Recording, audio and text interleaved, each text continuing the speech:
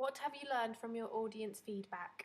When we first began bringing together ideas for our music video, we considered doing a different song and we were really stuck on whether to do Crash or not. Therefore, we decided to undertake some audience research in order to find out which idea was the best. We pitched both ideas to some friends and received a lot of positive feedback for Crash and a lot of negative feedback for our other idea, How to Save a Life. However, in order to be extra cautious that we were making the correct decision, we created a poll on our blog where we explained the two ideas we had and asked viewers to vote on which they preferred. The results we received from the online poll supported the verbal feedback that we had received from our friends in that we should proceed with our idea for Crash.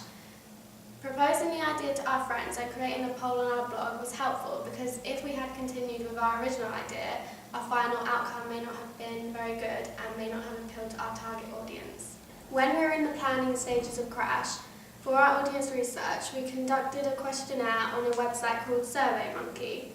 We asked questions such as, what do you like to see in music videos, and what is your favourite type of music videos, etc.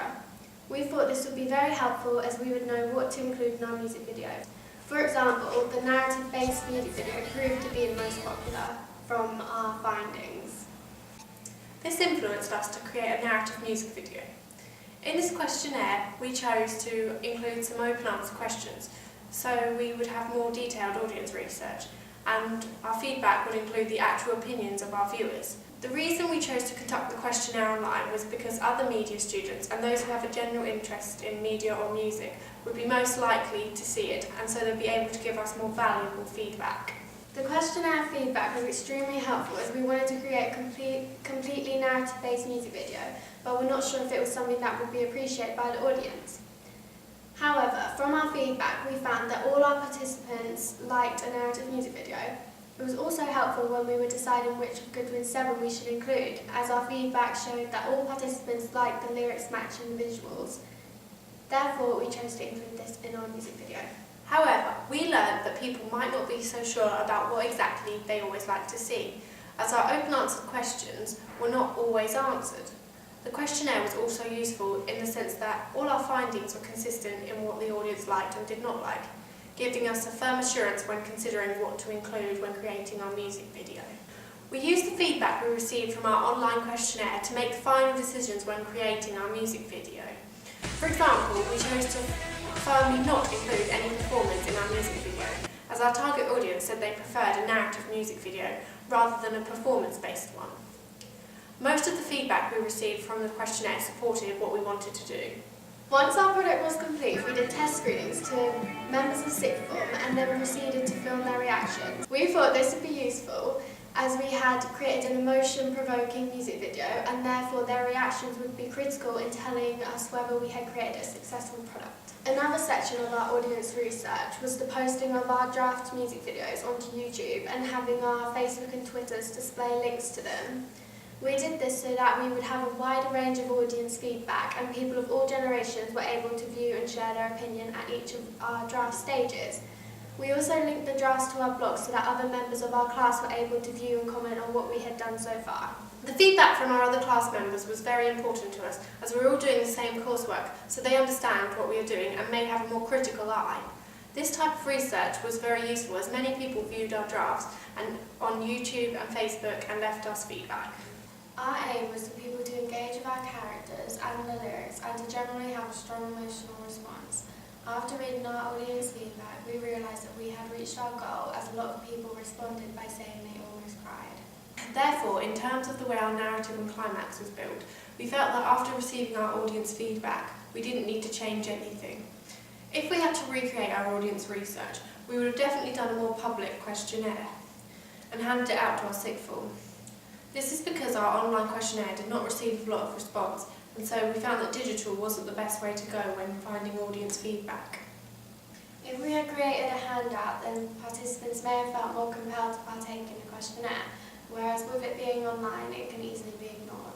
For us to get our final bit of audience feedback, we sent our draft music video to our media teacher, who was able to give us her feedback. She said that our editing was very inconsistent towards the end of our music video, and we should cut it to the selected beats.